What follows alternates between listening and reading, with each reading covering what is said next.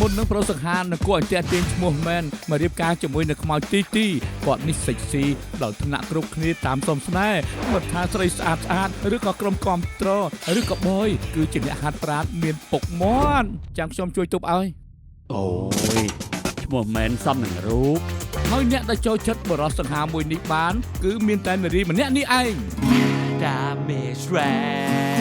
ตาเธอกระพริบวิบวิบวิบวิบวับวับดูจับใจតួអង្គយគឺជាមន្ត្រីប៉ូលីសស្រីម្នាក់រឹងមាំម៉ាត់ហើយក៏មិនងាយជឿគេបង្កយមើលទៅមានសមត្ថភាពយើងនេះក៏ត្រូវខ្លាំងដូចជាគាត់ឲ្យបានត្រូវមើលថែគាត់ឲ្យបានយើងត្រូវតែខ្លាចទៅជាដៃគូរបស់គាត់ឲ្យបានភ្ញាក់ឡើងតែព្រមលិខិតនេះបណ្ដាលឲ្យមែនបានជួបនឹងខ្មោចទីពីជាតិមុនឯងជាឆ្កែរបស់ខ្ញុំបានជាតិមុនខ្ញុំជាឆ្កែឯងខ្ញុំទៅខំគ្រួសារឯងឲ្យស្លាប់ទាំងអស់គ្នា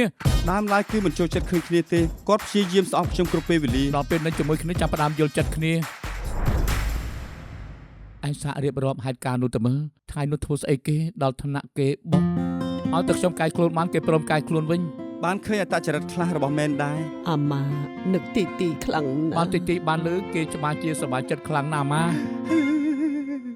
វាក៏ជួយយើងបានរៀនយល់ពីគ្នាទៅវិញទៅមកបន្ថែមទៀតហើយក៏ឲ្យគេបានយល់បន្ថែមពីខ្ញុំចុងក្រោយក៏